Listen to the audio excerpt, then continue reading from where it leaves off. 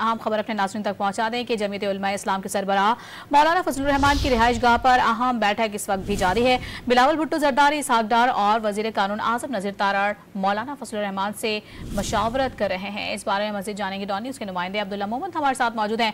अब्दुल्ला, क्या सूरत हाल आप देख रहे हैं? क्या ये तवील मशावरत जो है कोई सेर हासिल रहेगी या नहीं?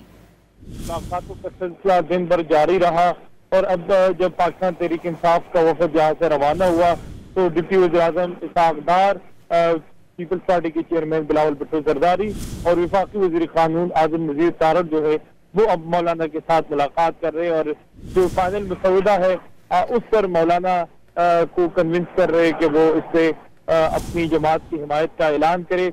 लेकिन अब तक जो है पाकिस्तान तहरीक इंसाफ के साथ जो उनका मुज़ाकराती अमल जो है वो 2 बार हुआ और उसके बाद सरदार अख्तर मेंगल से भी। तो ये मुलाकातों का सिलसिला और मशावरती इजलासों का सिलसिला तो जारी है, लेकिन ऐसा लग नहीं रहा अब तक कि हुकूमत जो है वो मौलाना फजलुर रहमान का एतमाद हासिल कर चुकी है। बहुत शुक्रिया आपका।